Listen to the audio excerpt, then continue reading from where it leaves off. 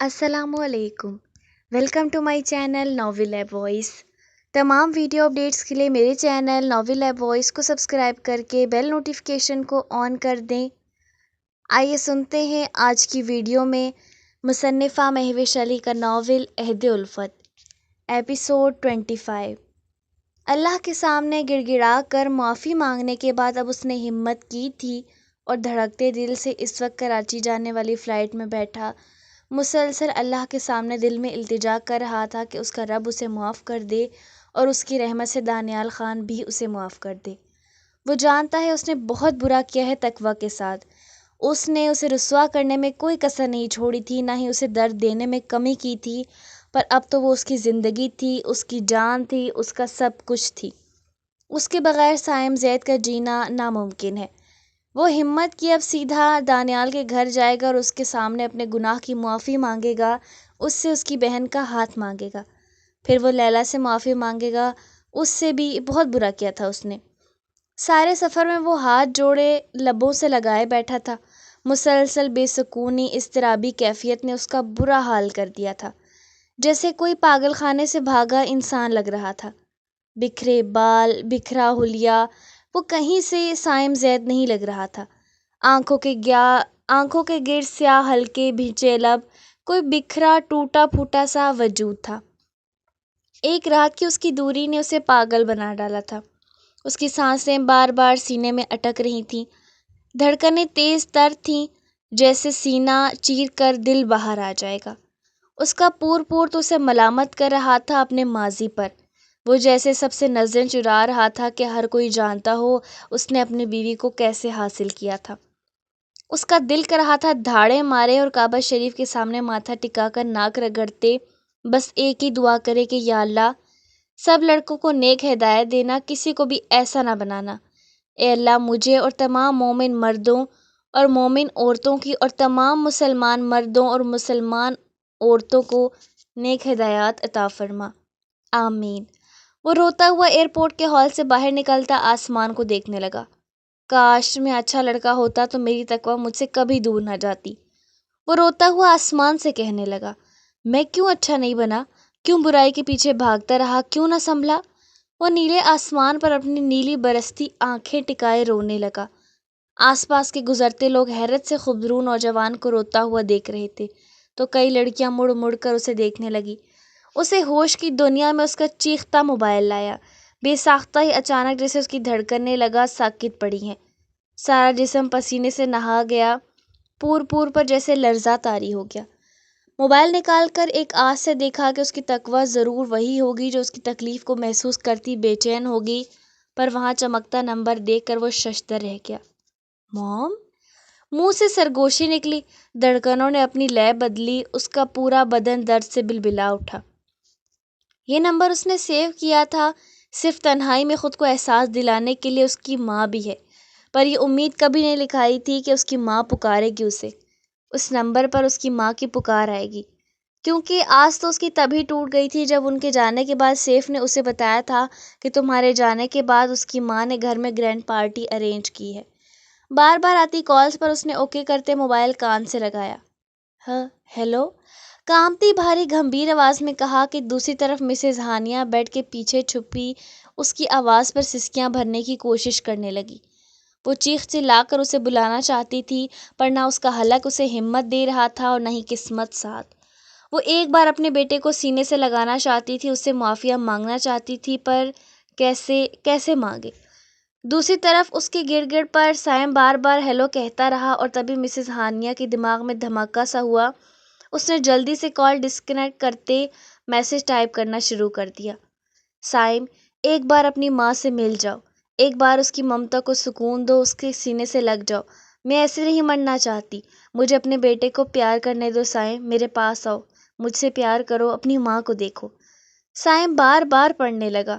اب اس کی طرف دو راستے تھے، ایک جو اس کی بیوی کی طرف جاتا تھا تو دوسرا اس کی ماں کی طرف۔ کس طرف مڑے، ماں کی طرف یا بیوی کی طرف؟ میڈم، وہ کراچی آ گیا ہے، اسے اسلام آباد جانے کی ضرورت نہیں۔ وہ آدمی سائیں پر نظریں ٹکائے خوشی سے بولا۔ دوسری طرف لیلا کے وجود میں چیونٹیاں رینگنے لگیں۔ پھر میرے کان کیا کھا رہے ہو، اپنا کام ختم کرو اسے۔ وہ غرا کر بولے اور وہ آدمی ہڑبڑا گیا۔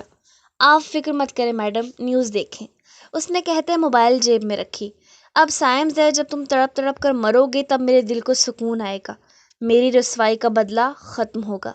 تم نے جس طرح مجھے رسوا کیا اب تم مرو گے، میری محبت کو ٹھکرایا، تمہیں بھی تمہاری محبت کو پانے نہیں دوں گی، اور اس کالی کو تو جو بڑا گھمنڈ ہے نا تیرا، اب بیوگی کی چادر اوڑھے گی تبھی اپنی اوقات میں آئے گی۔ آئینے میں دیکھتی وہ کہکا لگا اٹھی۔ اپنی ماں کے آغوش میں چھپنے کے لیے تو وہ کتنا بے چین بے قرار رہتا تھا۔ وہ چاہتا تھا وہ جب سوئے تو اس کی ماں آ کر اس کے ماتھے پر بوسہ دے، اس کے بال سنوارے، جب اسے بخار ہو تو اس کے لیے پریشان ہو، اس کے لیے اپنے ہاتھوں سے کھانا بنائے، کبھی محبت سے کھلائے نوالا۔ بچپن میں یہی سوچیں تو پلتی آ رہی تھیں اس کے دماغ میں۔ وہ جانتا تھا اس کے باپ کو دونوں نے مل کر مارا تھا، انہیں توڑ پھوڑ کر رکھ دیا تھا۔ اس کے دل عزیز باپ کو، دنیا میں واحد اپنی ہستی کو، دونوں نے مل کر اس سے جدا کیا تھا۔ میں کیا کروں اللہ؟ وہ بے بسی سے روتا مسجد کو دیکھنے لگا۔ کیسے صرف جسم کی ہوس میں میرے باپ کو چھین لیا مجھ سے؟ میں کیا کروں؟ کون سا راستہ لوں؟ مجھے سمجھ نہیں آ رہا۔ کاش تم میرے قریب ہوتی تو مجھے سمجھا دیتی مجھے کیا کرنا چاہیے۔ وہ چلتا روڈ کے کنارے بیٹھ گیا۔ تم نے مجھے کیوں چھوڑا تقویٰ؟ دیکھو میرا حال، اب کوئی راہ دکھانے والا نہیں، کوئی ہاتھ پکڑ کر چلانے والا نہیں جس طرح تم چلاتی تھی۔ معاف کرنا ایک خدائی صفت ہے اور خدا اس صفت کو بہت پسند کرتا ہے۔ وہ غفار بھی ہے اور ستار بھی، یعنی معاف کر دیتا ہے، اور اس معافی کا نہ دوسروں کو بتاتا ہے، نہ جتاتا ہے، نہ گناہ کو آشکار کرتا ہے۔ پاک کو پسند ہے تو اپنے رب کی خاطر معاف کرنا سیکھو، وہ بھی ہمیں معاف کرے گا۔ اس کے کانوں میں معاف کرنا اللہ گونجتے وہ لفظ جو اس کے اندر آب حیات کی طرح اونڈیلتی تھی وہ گونجنے لگے۔ یہ تم نے مجھے سکھائے ہیں، بتائیں میں آؤں گا تمہارے پاس تقویٰ؟ وہ کہتا کپڑے صاف کر کے اٹھ کھڑا ہوا۔ وہ جیسے آگے بڑھنے لگا، لیلا کا بھیجا ہوا آدمی اس پر نشانہ لینے لگا تھا۔ اس نے ٹریگر پر انگلی رکھی اور شاپ کے قریب کھڑا ایک خالی ٹرک کے آڑ میں تھا۔ 1 2 3 گنتی پوری کرتے ہی اس کے دل کا نشانہ لیتے ٹریگر پر انگلی دبائی۔ اللہ!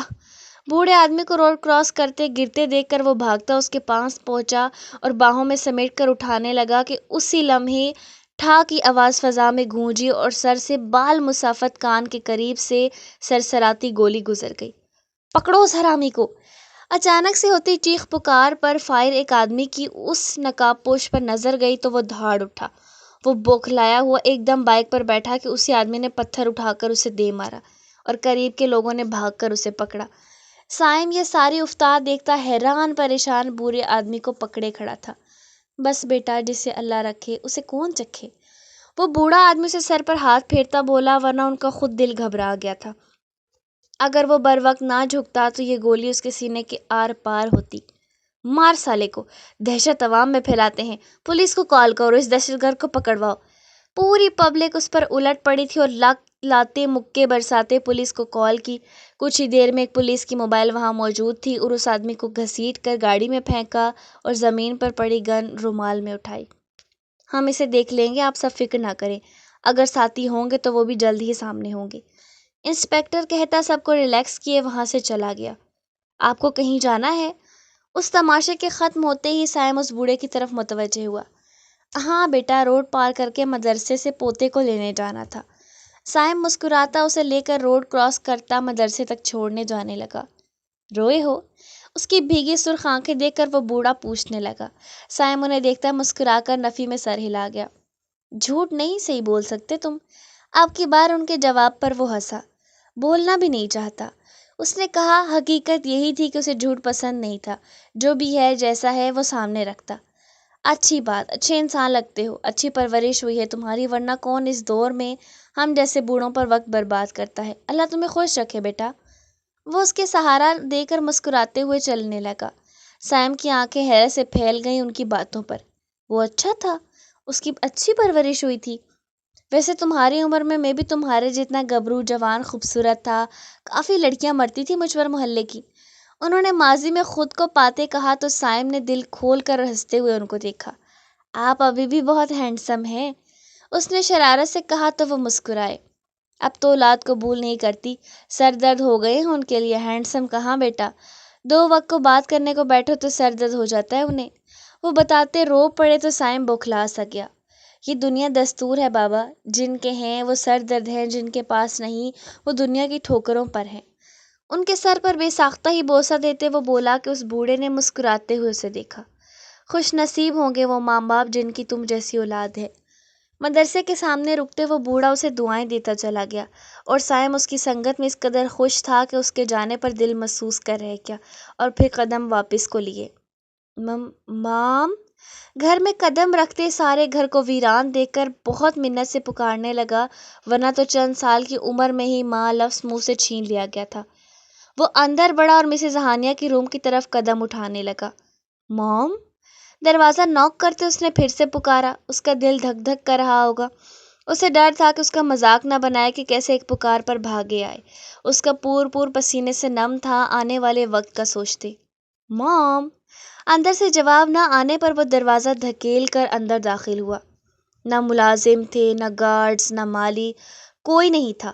سارا گھر قبرستان کا نقشہ پیش کر رہا تھا۔ وہ اندر داخل ہوتے دیکھنے لگا، کسی کو نہ پا کر وہ پریشان ہو گیا۔ آہستہ سے اس کے قدم بیڈ کی طرف بڑھے اور جھک کر اس کونے میں دیکھنے لگا اور دھک سے رہ گیا۔ موم! وہ تڑپ کر ان کی طرف لپکا جہاں مسز ہانیہ بکھرے بال، پھٹے کپڑوں، پھٹے خون، رستے لب، سوجی آنکھیں، سوجا چہرہ، زخم ہوئی کونے میں دبکی پڑی تھی۔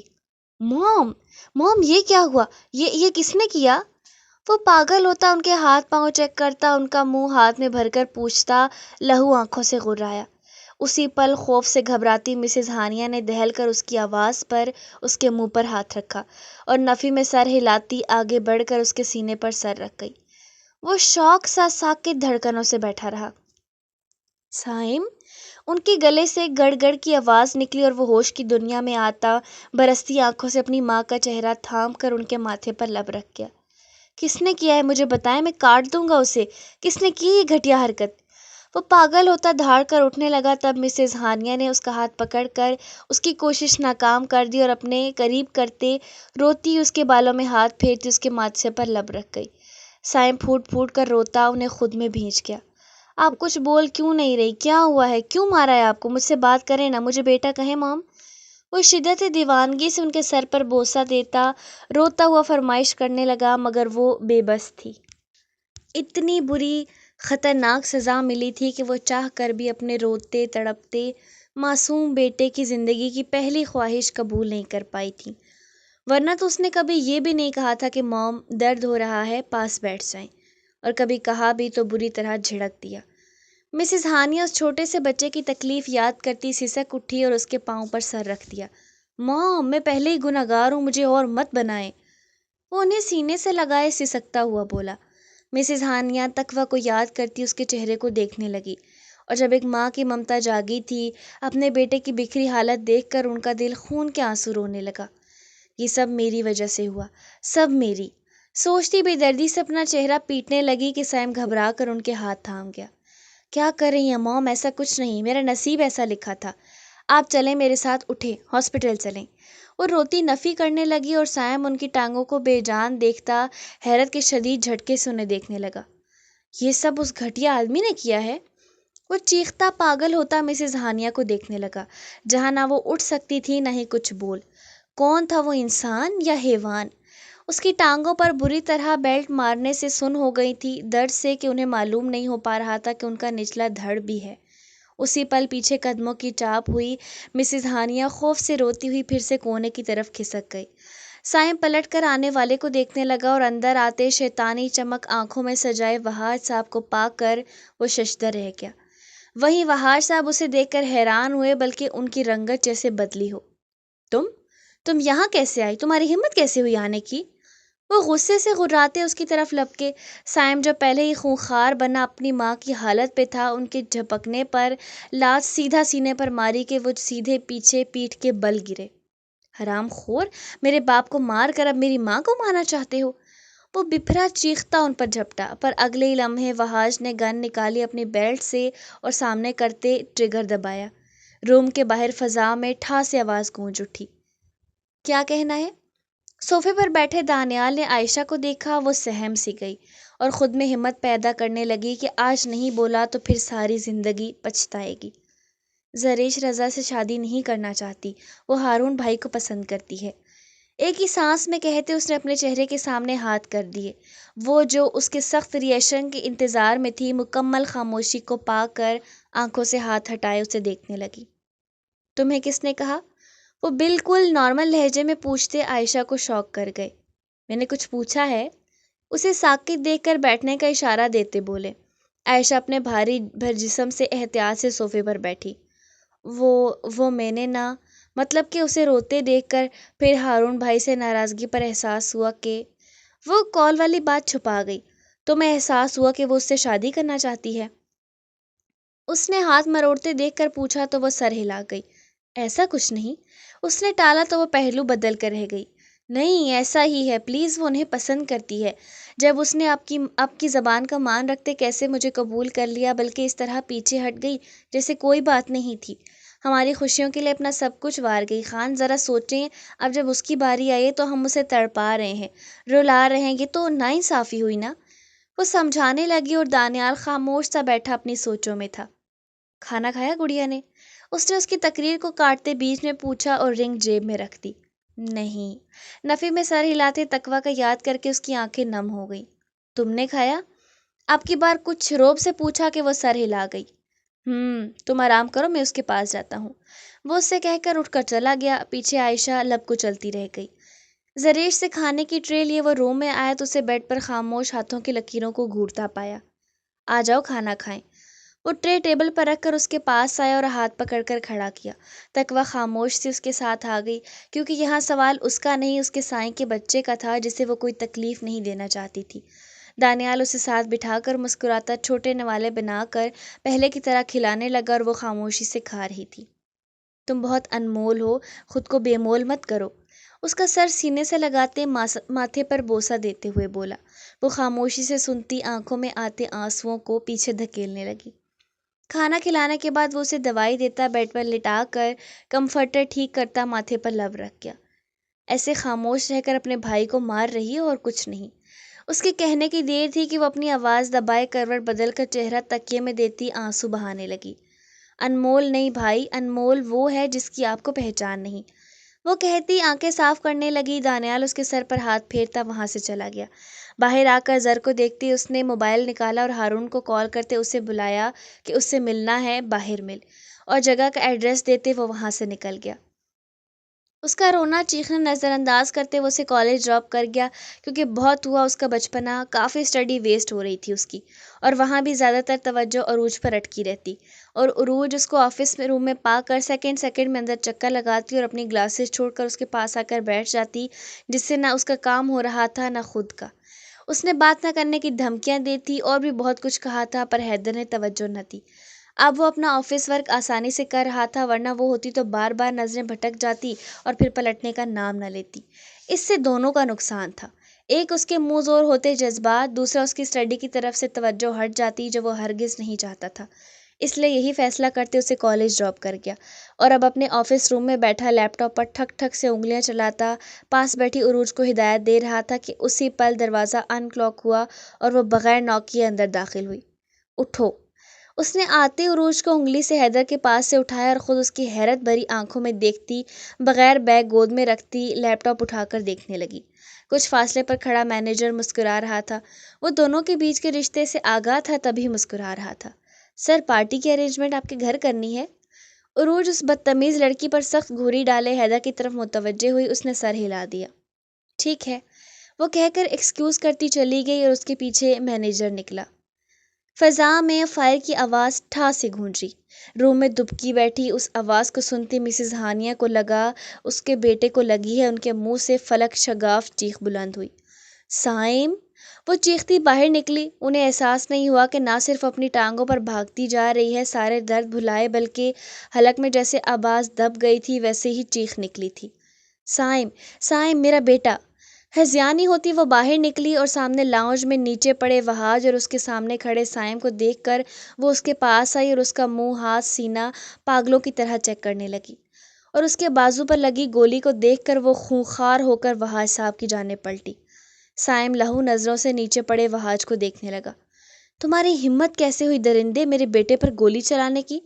ابھی کوئی کچھ سمجھتا کہ جو سائم نے لات مار کر وہاج صاحب کے ہاتھ سے گن دور پھینکی تھی، مسز ہانیہ چیختی، وہ اٹھا کر ایک سیکنڈ لیے بغیر مضبوطی سے دونوں ہاتھوں میں جکڑے وہاج صاحب کے سینے کا نشانہ لیتی، بغیر انجام کی پرواہ کیے ایک کے بعد دوسرا فائر کیا۔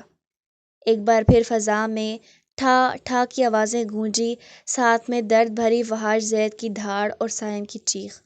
موم! یہ کیا کیا موم؟ اس نے تڑپ کر پکارا۔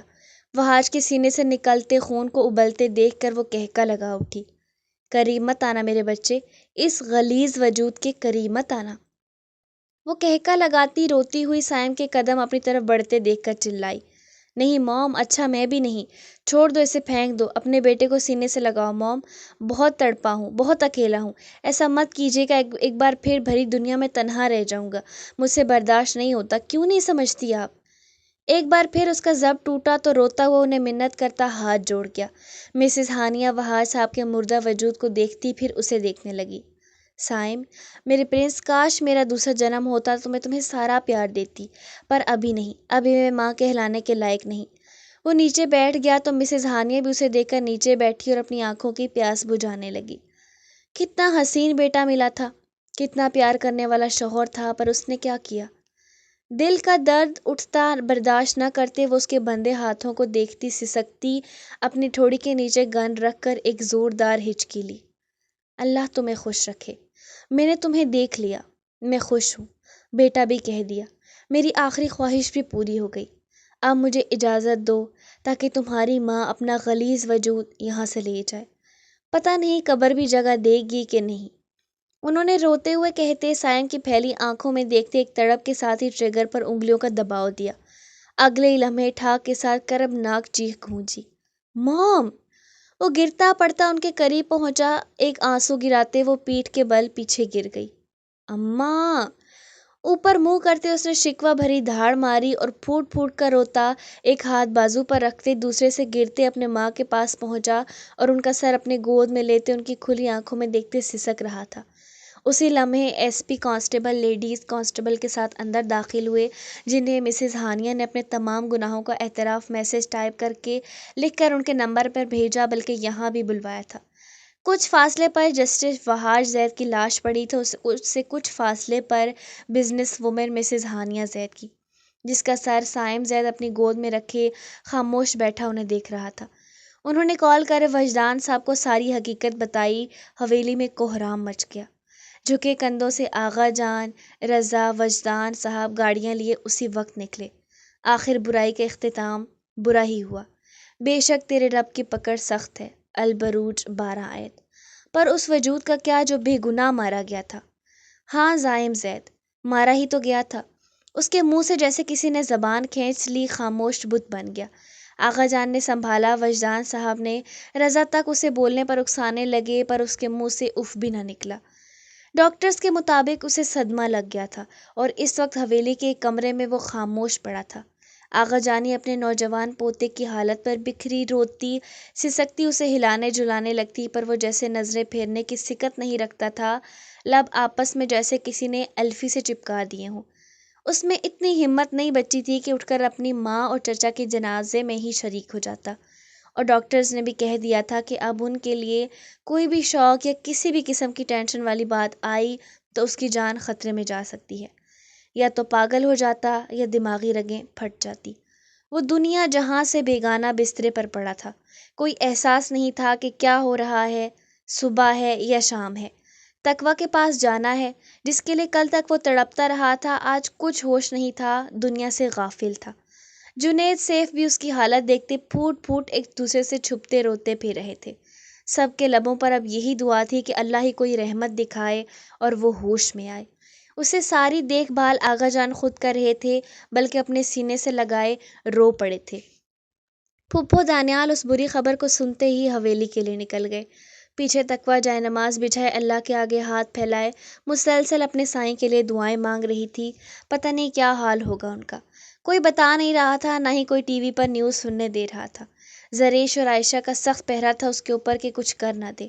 مجھے جانے دو ورنہ میں مر جاؤں گی۔ میرا دل درد کر رہا ہے، مجھے لگ رہا ہے جیسے میرا سائیں تکلیف میں ہو۔ کیوں میری جان کی دشمن بن گئے ہو سب کے سب؟ جانے کیوں نہیں دیتے مجھے؟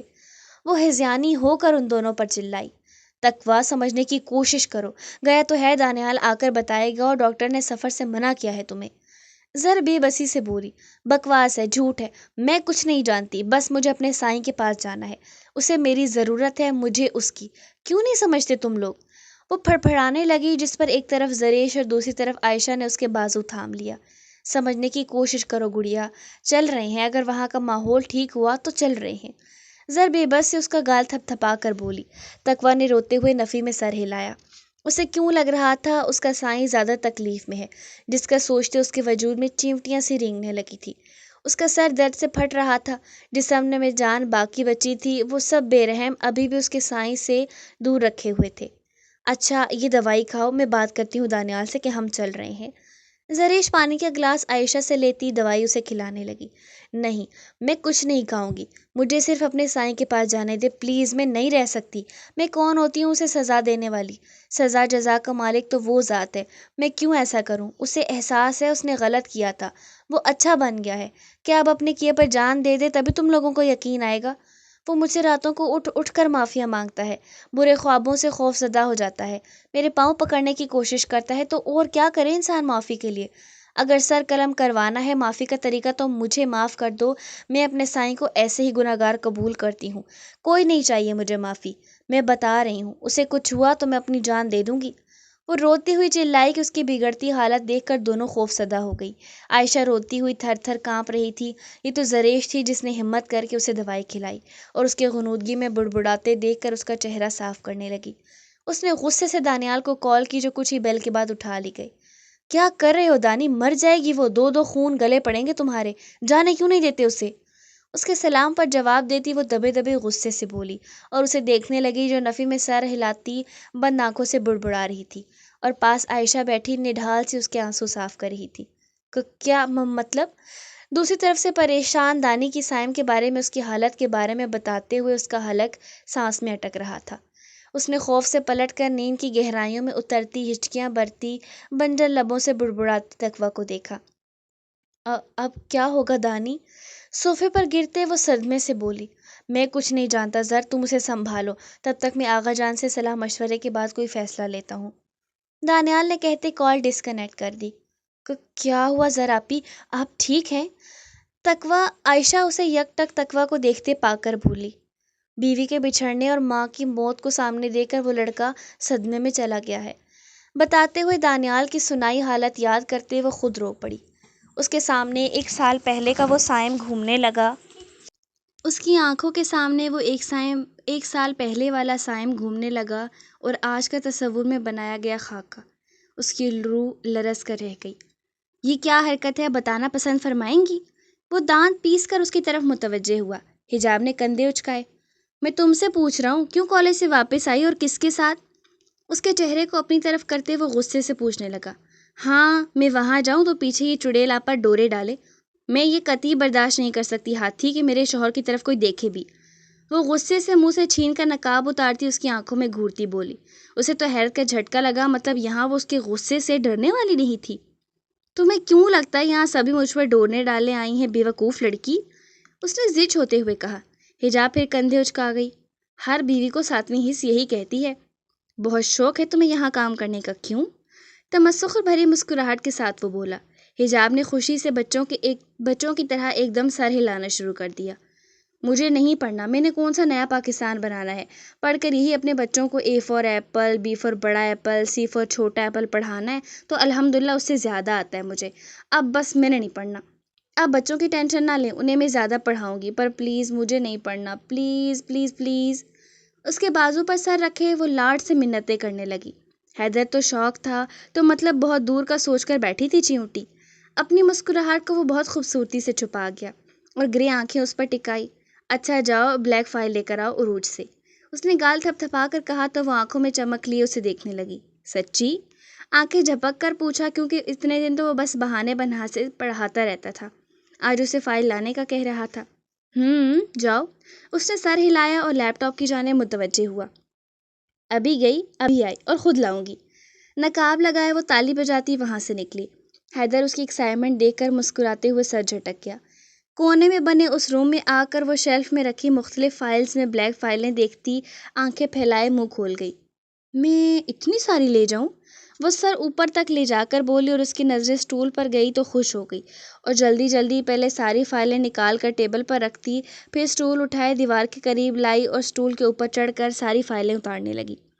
اب تو اس کے سر پر آ گئی تھی، پھر بھی ابھی کافی بلیک فائلز موجود تھیں۔ ہیں؟ میں اتروں کیسے؟ وہ آنکھوں کے سامنے فائلیں دیکھتی خود کو اسٹول پر پا کر گھبرا گئی۔ شاہ؟ وہ کپ کپاتی آواز میں اسے بلانے لگی پر خوف سے ساکت کھڑی حلق سے آواز نہ نکل رہی تھی۔ آج اسے پکا یقین تھا ضرور اس کی ہڈی پسلی ایک ہو جائے گی یا 206 ہڈیاں 800 ہو جائیں گی اور اس کے بچے یتیم ہو جائیں گے۔ اس خیال کے آتے ہی وہ رونے لگی۔ شاہ؟ سسکی کے ساتھ حلق سے مدھم آواز آئی۔ اعصاب جیسے شل ہو رہے تھے۔ یہ روم کونے میں ہونے کی وجہ سے کوئی کم ہی یہاں سے گزرتا یا کسی کو فائل چاہیے ہوتی تو یہاں آ جاتا، پر اب اس کی مدد کون کرتا؟ کھڑے کھڑے سینڈل میں مقید اس کے پاؤں دکھنے لگے، کوئی تھا کہ آ ہی نہیں رہا تھا۔ اچھا ہوتا اگر ان کی مان کر عروج چڑیل کے پاس چلی جاتی۔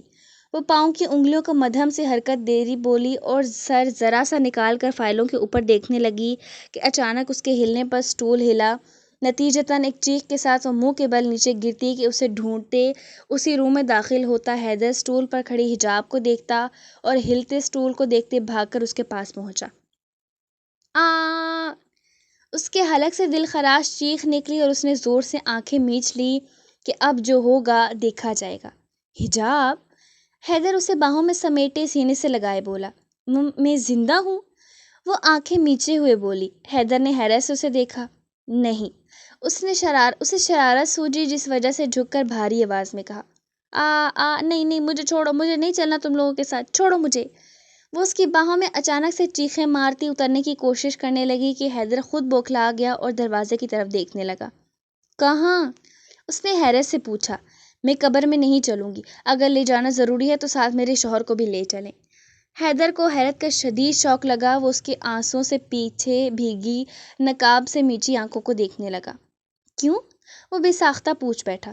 ملائک جی مجھے معاف کر دیں، میں خود غرضوں پر میں اپنے شوہر کو پیچھے مینا ٹینا کے لیے نہیں چھوڑ سکتی، میرے پاس ہی ہے ایک۔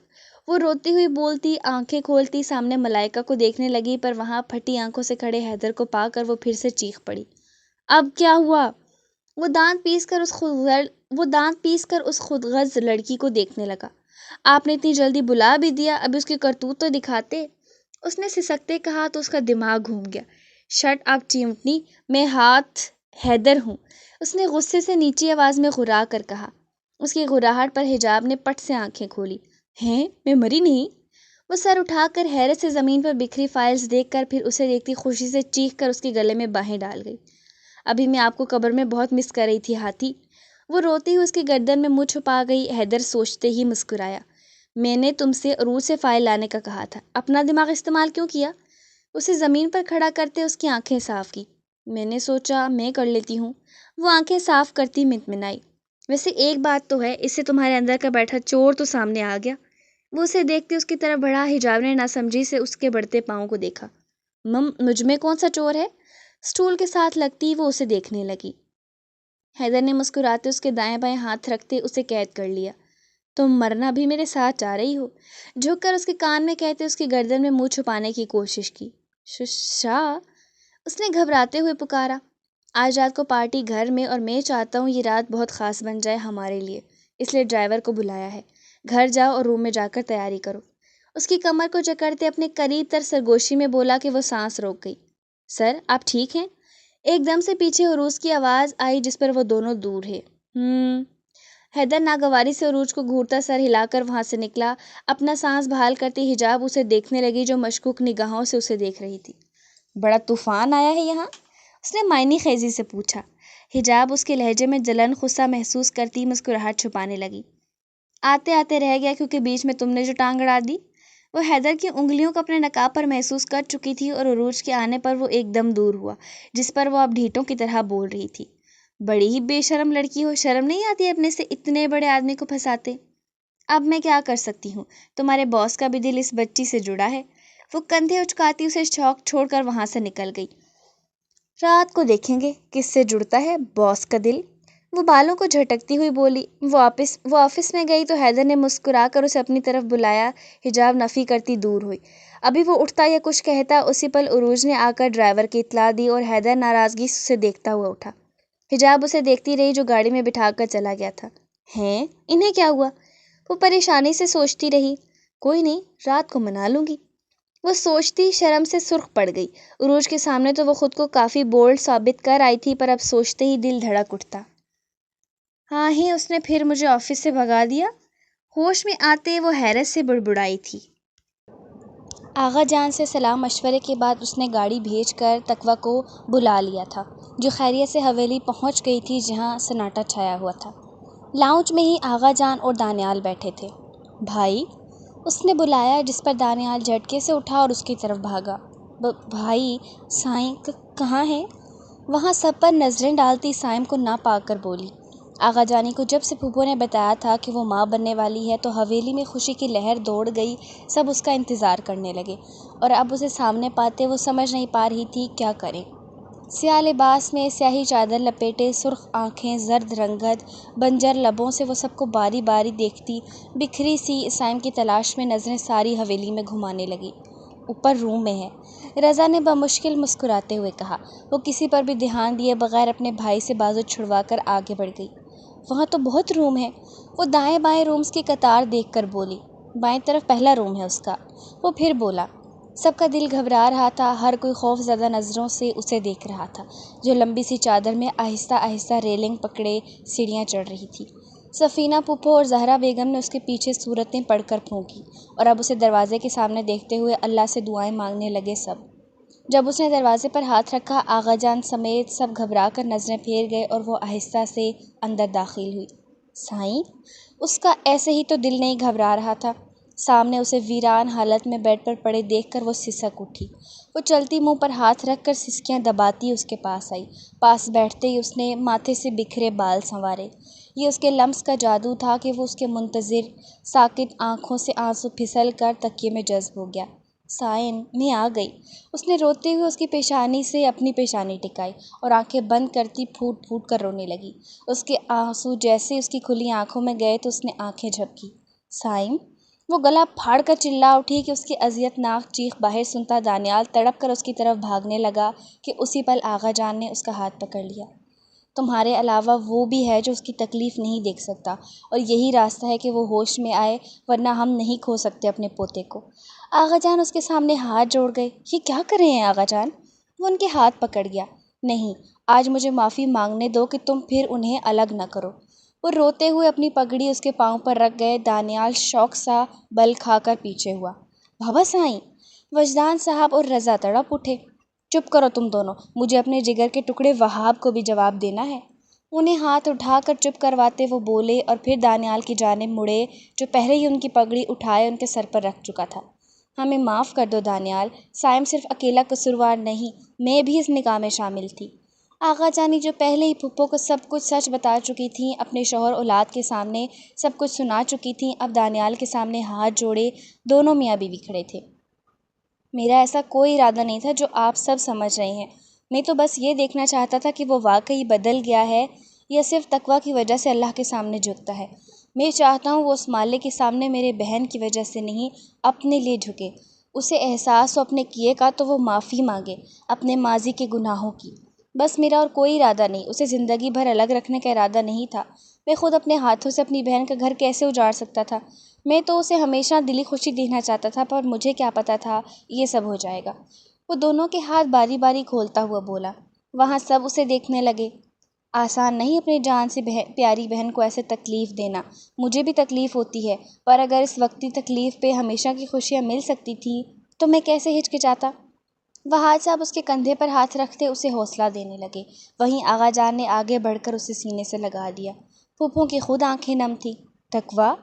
اس کا لرزتا ہاتھ اس کی پیٹھ پر آیا، اسی لمحے تقویٰ نے سر اٹھا کر اس کی طرف دیکھا۔ سائیں! وہ روتی اس کا سکتہ ٹوٹنے پر اس کے ہاتھوں کو چہرے میں دبا گئی۔ جب سائم کا دوسرا لرزتا ہاتھ اس کے چہرے پر آیا تو اسے محسوس ہونے لگا۔ تم سچ میں آئی ہو؟ خشک حلق سے اس نے پوچھا۔ ہاں، میں آئی ہوں صرف آپ کے لیے۔ وہ اس کے ماتھے پر لب رکھتی سسکتی جب سائم نے روتے ہوئے اس کے گرد اپنے بازو ڈالے اور خود میں بھیج لیا۔ میں تمہیں کہیں نہیں جانے دوں گا، سن لو۔ وہ اچانک سے دھاڑا۔ تقویٰ سہم گئی۔ سائیں، تم میری ہو، صرف میری، میں تمہیں ایک پل بھی الگ نہیں ہونے دوں گا۔ وہ پاگل ہوتا بول رہا تھا کہ اس کی حالت کا اندازہ لگاتے تقویٰ آہستہ سے اس کے لبوں پر ہاتھ رکھ دیا۔ اب وہ برستی آنکھوں سے اسے دیکھنے لگا۔ تقویٰ، مام ڈیڈ دونوں چھوڑ کر چلے گئے۔ ڈیڈ جو اکثر مجھ سے باتیں کرتے تھے نیند میں، اب وہ بھی نہیں آ رہے۔ وہ روتا ہوا بڑبڑایا۔ آپ سو جائیں، وہ آ جائیں گے۔ وہ اس کی بھیگی آنکھوں پر لب رکھتی بولی، نہیں، میں نہیں آنکھیں بند کروں گا، تم اس دن بھی مجھے بھیج پھر گم ہو گئی، اب نہیں، اب میں ایک پل کو بھی تمہیں نہیں چھوڑوں گا۔ وہ بدحواسی میں بڑبڑاتا اسے خود میں چھپانے لگا، اور تقویٰ جانتی تھی اسے نیند کی سخت ضرورت ہے، اس لیے مسکراتی اس کے بالوں میں انگلیاں پھیرنے لگی۔ سائم نے ایک بار پھر غصے سے اس کا ہاتھ جھٹکا۔ تم مجھے دھوکہ نہیں دے سکتی پھر؟ وہ بپھر کر غرایا۔ نہیں دے رہی۔ وہ پھر اس کے بالوں میں انگلیاں ڈالے گھمانے لگی، اور سائم اسے دیکھتا رہا، پر بھاری پلکوں نے اسے موندنے پر مجبور کیا تھا کہ اگلی پر پھر جھرجھری لے کر آنکھیں کھول گیا اور اسے دیکھنے لگا۔ پر کب تک؟ وہ کسمسانے لگی اس کی سخت گرفت میں، پر وہ تو سب کچھ سے غافل اسے اپنے شکنجے میں جکڑے ہوئے نیند کی وادیوں میں اتر گیا تھا۔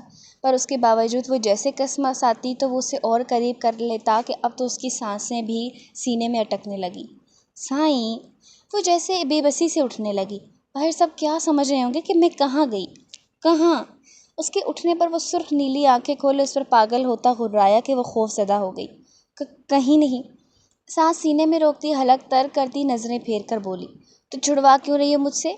روبدار لہجے میں اس کے چہرے کا رخ اپنی طرف کرتے وہ پوچھنے لگا، اور اس کی زرد رنگت دیکھ کر کہیں اس کے اندر جیسے کانٹے چبھ گئے۔ میری یاد آئی؟ اس کی گال پر پھسلے آنسو صاف کرتے محبت سے پوچھا۔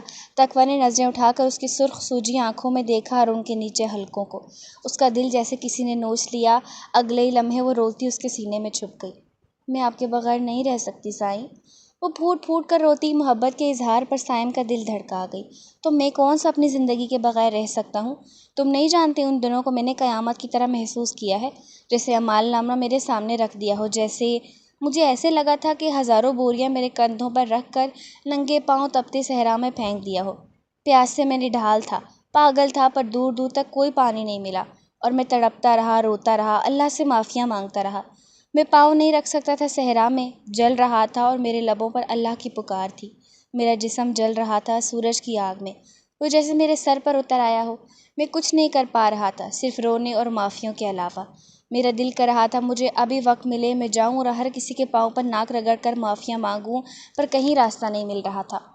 ہر طرف صرف تپتی صحرا تھی جس میں پاگلوں کی طرح چیختا بھاگ رہا تھا۔ وہ بتاتے ہوئے رو رہا تھا اور تقویٰ کو سینے میں بھینچا ہوا تھا۔ اور برستی آنکھیں سانسیں روکے سنتی تقویٰ اس کے آنسو صاف کرتے ہوئے پوچھنے لگی، اور پھر اس وقت جب میں بالکل ہار کر خود کو صحرا کے حوالے کر گیا تھا، اسی وقت تمہیں گھنے سائے کی طرح مجھ پر سایہ کر گئی، مجھے سہارا دے کر اٹھایا، میرے بنجر لبوں کو دیکھتے، خشک حلق کو محسوس کرتے مجھے پانی پلایا، اٹھایا، اپنے ساتھ لے کر ایک گھنے درخت کے نیچے لے گئی جہاں کوئی صحرا نہیں تھا، نہ ہی دھوپ تھی، بس خوبصورت باغ تھا۔ خوبصورت تھا سب کچھ، سکون دینے والا، میرے جلتے پاؤں میں ٹھنڈک اتارنے والا۔ وہ پاگلوں کی طرح دیوانہ وار اس کے چہرے کے نقوش کو چھوتے ہوئے بول رہا تھا۔ پھر وہاں ڈیڈ تھے، انہوں نے میرے سر پر ہاتھ رکھا، میں ان کے سینے سے لگنا چاہتا تھا پر وہ نہیں لگے اور ہمیں دعائیں دے کر غائب ہو گئے۔ وہ تقویٰ کی گردن میں منہ چھپائے گرم سیال بہانے لگا۔ تم مجھ سے وعدہ کرو، ہمیشہ مجھ پر اپنا ایسے ہی سایہ رکھو گی، کبھی مجھے اس صحرا میں نہیں چھوڑ کر جاؤ گی، وعدہ کرو تقویٰ، اب تو عہد کرو مجھ سے الفت کا۔ وہ روتا ہوا اٹھ بیٹھا، اس کے بازو کے درد نے اسے نڈھال کر دیا تھا، پر اسے اس وقت کچھ نہیں سوچ رہا تھا، بس اسے عہد لینا تھا اپنے شریک حیات سے۔ تقویٰ بھیگی آنکھوں سے اس کی ہتھیلیوں کو دیکھنے لگی۔ اب تو میرا ہر عہد آپ سے ہے سائیں، کون سا عہد کروں آپ سے؟ میری الفت سے لے کر میری وفا کا عہد آپ سے ہے، آپ کے سائے کے بنا میں کچھ بھی نہیں ہوں۔ وہ دونوں ہتھیلیاں اس کی ہتھیلیوں پر رکھتی روتی ہوئی مسکرائی۔ سائم کی بے چمک آنکھوں میں ساری دنیا کی چمک اتر آئی۔ وہ جھلملاتی نیلی آنکھوں سے اسے دیکھتا تو کبھی اپنے ہاتھوں میں رکھے اس کے ہاتھوں کو۔ تم مجھ سے عہد الفت کرتی ہو؟ اس نے بے یقینی سے پوچھا۔ تقویٰ ہنس پڑی۔ میں عہد الفت کرتی ہوں؟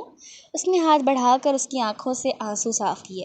سائم نے ہنستے اس کے ہاتھوں کو لبوں سے لگایا جیسے روتے ہنستے بچے کو دنیا جہان کی خوشیاں مل گئی ہوں۔ تم مجھ سے الفت کا عہد کر گئی ہو؟ وہ بے یقینی سے پھر بولا۔ تقویٰ نے حیا سے مسکراتے سر جھکایا۔ کیا ہوا؟ اسے کھینچ کر سینے سے لگاتے اس کی کمر میں دونوں بازو ڈالے اور سرگوشی کی۔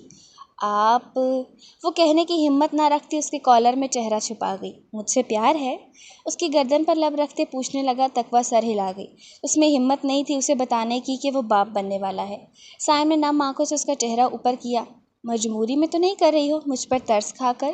کسی خوف کے زیر اثر اس نے پوچھا۔ ایسا کچھ نہیں سائیں، میں ان لڑکیوں میں سے نہیں جو بے جا ظلم برداشت کریں یا اپنے حق کے لیے آواز نہ اٹھائیں، غلط راستے محبت پر لبیک کہیں۔ میں جبر کی قائل نہیں، مجھے آپ سے محبت نہیں عشق ہے، اور میں کسی ترس یا مجبوری میں نہیں کر رہی عشق۔ میں آپ کی حسین شخصیت سے کر رہی ہوں جو نکھر کر گلاب ہو گئی ہے کہ اب بس وہ مہکے گی اور ہر طرف اپنی خوشبو پھیلائے گی۔ مجھے آپ کے باطن سے پیار ہے جو بالکل صاف شفاف ہے۔ وہ اس کا چہرہ اپنی ہتھیلیوں میں بھر کر بولی۔ سچ کہہ رہی ہو؟ وہ تڑپ کر اس کا چہرہ ہاتھوں میں بھر کر بولا۔ میں نے کبھی جھوٹ کہا ہے؟ اس نے الٹا ابرو سکیڑ کر پوچھا۔ سائم اس کے چہرے کے نقوش کو دیکھتے ہوئے مسکرایا۔ مجھے تمہارے باطن کے ساتھ تمہاری ظاہری شخصیت سے پیار ہے۔ میں چاہتا ہوں اللہ ہر بیٹی بہن کو ایسا مضبوط بنائے کہ تیز طوفان بھی اس کے سر سے دوپٹہ نہ اتار سکے۔ اس کی گال سہلاتے وہ بولا۔ تقویٰ آمین کہتی مسکرائی کہ اسی پل اسے قریب کرتے اس کے چہرے پر جھک گیا۔ تقویٰ آنکھیں پھیلائے اپنے ہاتھ پر خون دیکھنے لگی اور وہ دیوانہ وار اپنی شدتیں لٹانے لگا۔ اس نے خوف سے پھڑپھڑا کر خود کو چھڑوانا چاہا، پر سائم نے چمکتی آنکھوں سے اس کی کمر کو بھینچ کر اسے سینے سے لگایا اور دنیا جہاں سے غافل ہو گیا اس کے لمس میں۔ حویلی میں سائم کی روح سے آواز گونجتی دیکھ کر سب کے اعصاب پرسکون ہو گئے اور ایک خوشی کی لہر سب کے وجود میں دوڑ گئی۔